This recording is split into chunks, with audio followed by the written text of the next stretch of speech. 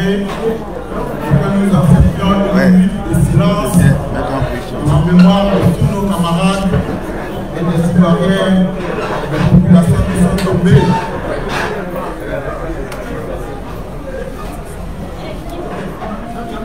En 1990, camarades, il y a eu Béa Domain Edouard. En 1990, notre ami, un élève, ce jour-là a sauvé, s'est levé et a décidé de se dresser contre le parti unique. En 1990, Béa Domain a été tué par une balle assassine d'un policier scellé. Aujourd'hui, nous sommes en 2020. En 2020, c'est le camarade Miesa, un jeune de 17 ans, qui perd la vie, encore aussi abattu par une balle assassine. Je voudrais, camarades, que nous nous souvenions que depuis 30 ans, une jeunesse, un peuple se lève et veut se dresser contre un système qui l'oppresse, un système qui le détruit, un système qui ne veut pas le voir comme un homme, comme des femmes, mais un système qui veut le transformer en esclave et en sujet. Je voudrais donc, en mémoire des milliers de personnes qui ont été tuées, assassinées, violées, blessées par cette classe politique que nous représentons ici aujourd'hui, que nous nous mettions dans un silence. Pour nous souvenir.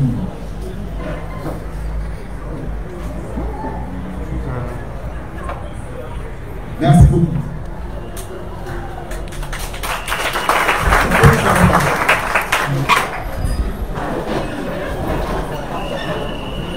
Camarade président de l'Alliance des générations ivoiriennes républicaines pour la démocratie et la paix, mesdames et messieurs en vos rangs et grades, camarades militants, camarades militantes, chers jeunes, je vous salue au nom de cette alliance. Parce que nous sommes arrivés au moment de l'action. Agir et ne pas se taire. Agir et ne pas regarder les présenter nous distraire. Agir parce que c'est le moment où nous devons faire en sorte que la Côte d'Ivoire et le peuple de Côte d'Ivoire soient respectés.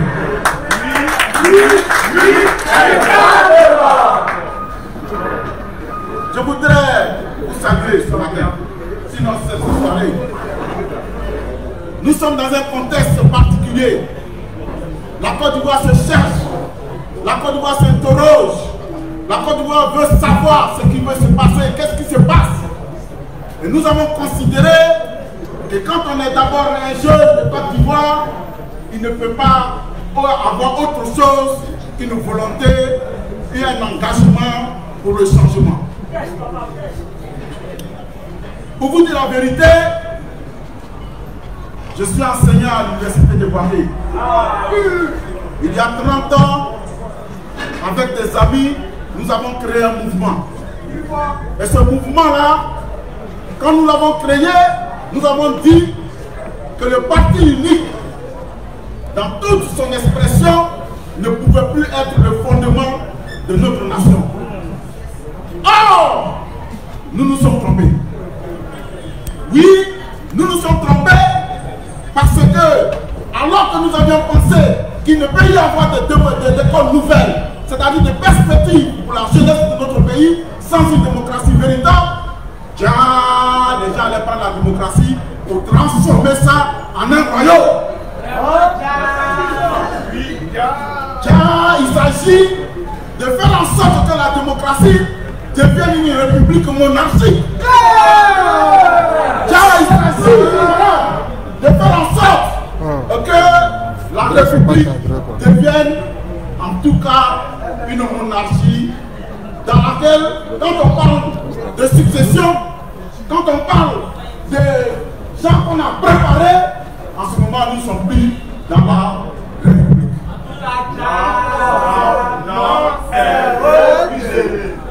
C'est pour cela que nous avons décidé de créer Agir.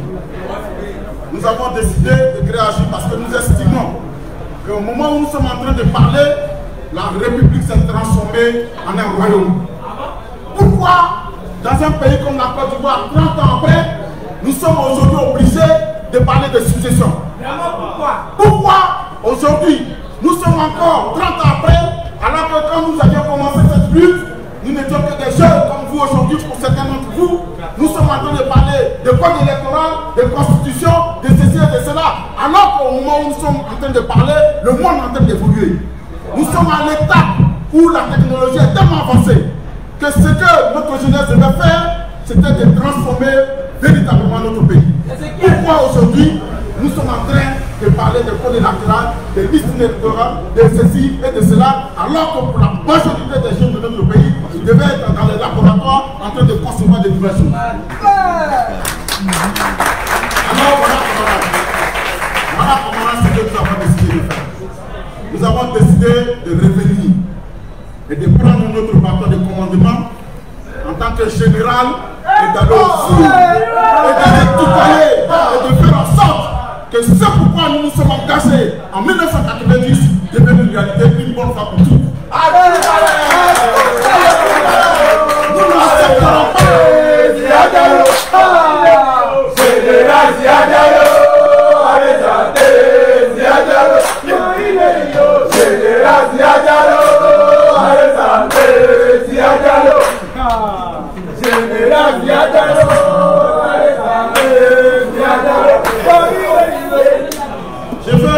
Je veux qu'on se comprenne très bien. La Constitution de 2016 est une imposture et une forfaiture. Il faut qu'on se rende compte que le 30 octobre, ce que nous allons faire, ce n'est pas d'élire un président de la République. Le 30 octobre, c'est de mettre en place quelqu'un que nous avons choisi et qui va décider pour nous. Parce que ce qui se passe, c'est que le 30 octobre, celui qui sera élu, voilà ce qu'il va faire. Il va nommer un tiers du Sénat. Ensuite, il va tout faire pour que les membres du Conseil constitutionnel lui soient soumis. Il va encore tout faire pour que dans les villes et villages où il y aura à faire des choix de députés, au travers de la manipulation du code électoral et de la commission électorale, il y ait une majorité mécanique au Parlement. Ainsi, le nouveau président qui doit être élu va être celui qui va dominer l'exécutif, puis c'est celui qui nomme tous les chefs de la République. Ensuite, il va s'incruster dans le pouvoir judiciaire, puisque le Conseil constitutionnel lui sera soumis. Et enfin, il va déterminer ce qui va se passer au niveau du pouvoir législatif, puisqu'il va s'arranger au travers de la manipulation du code électoral pour avoir la majorité mécanique au Parlement. Voilà ce qui va se passer le 31. Ça veut dire quoi? Ça veut dire que les perspectives sont catastrophiques pour notre pays. C'est pour ça qu'au niveau d'agir, nous considérons qu'il y a un préalable de préalable. Le préalable, c'est qu'on s'asseye et qu'on mette un terme à toute cette plaisanterie de mauvais goût. Ce que nous souhaitons, c'est que la classe politique ivoirienne, pour une fois, se mette dans un front uni. Un front uni pour faire en sorte que ceux qui ne savent pas ce que c'est que la Côte d'Ivoire le découvrent pour une seule fois. Parce que ce dont on parle de la Côte d'Ivoire, les gars. On parle d'un pays qui a changé l'histoire de notre continent. Parce que cette Côte d'Ivoire dont on est en train de parler, c'est elle qui a libéré l'Afrique francophone.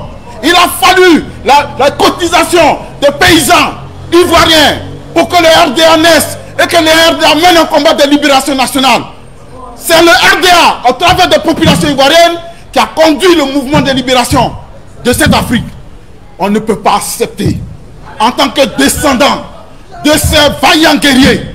Je me rappelle de Wezen Koulibaly, je me rappelle du Fokwanyi, je me rappelle de Kofi Kado, je me rappelle de Bernard B. Dadier, je me rappelle de tous ces vaillants combattants qui ont fait en sorte que l'Afrique soit debout. Pourquoi notre génération, la vôtre et celle qui va venir, accepterait qu'il y ait une forfaiture? Alors, notre responsabilité est engagée. C'est pour cela que dans les jours qui viennent, nous allons faire en sorte avec tous les camarades qui sont concernés pour que ce front uni naisse et que chaque Ivoirien fasse la démonstration de son engagement pour la démocratie ou alors sa soumission au roi. J'ai dit, je ne suis soumis à personne qu'à ma libre conscience.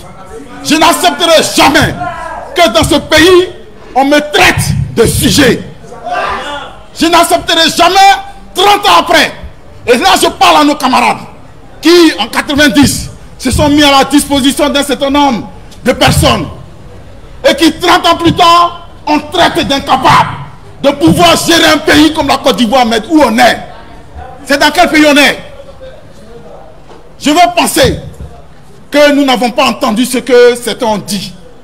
Je veux penser que effectivement cette classe politique pour laquelle certains d'entre nous nous sont mis à disposition pour travailler et pour faire en sorte qu'ils arrivent où ils sont, se rendra compte un jour que nous ne sommes pas ce qu'ils pensent. Nous ne sommes pas à leur disposition. Nous avons fait un engagement de nous battre pour la Côte d'Ivoire. Nous ne sommes pas des gens qui sont à la disposition des individus. Je ne suis pas sûr que l'illustre aîné qui est aujourd'hui bloqué à Bruxelles, le président Laurent Gbagbo, il viendrait dans ce pays, nous regarderait droit dans les yeux et dirait: Hippo, je ne crois pas que tu sois prêt à gouverner la Côte d'Ivoire. Je ne suis pas sûr qu'il le ferait. Parce qu'en le faisant, il serait nié tout ce que nous avons mis comme sacrifice. Il aurait nié notre talent d'organisation, de mobilisateur pour ce pays, pour la démocratie et pour la liberté. Alors ce que nous ne pouvons pas accepter d'un illustre aîné comme Laurent Gbagbo, nous ne pouvons pas et nous ne devons pas l'accepter pour qui que ce soit. Voilà le message d'Agir pour vous, pour tous les Ivoiriens. C'est le moment de nous lever et de nous dresser contre l'imposture. Non pas par rapport à des individus, mais par rapport à des grands principes de droit et de liberté. Nous sommes fatigués, 30 ans après, de revenir sur les mêmes questions. Nous voulons qu'ensemble, on mette un terme à toute cette plaisanterie de mauvais goût. Camarades, voilà en quelques mots, si j'ai été un peu long, vous m'excusez, mais voilà en quelques mots, ce pourquoi Agir a été créé. Je vais vous garantir, pour tous ceux qui sont ici, de notre séjour, et je vais prendre en témoin le ciel, la terre, nos aïeux et tout notre peuple pour dire que dans le temps qui vient, nous, Agir, plus tous ceux qui sont les combattants de la liberté, nous irons et nous prendrons nos responsabilités et nous arriverons à changer radicalement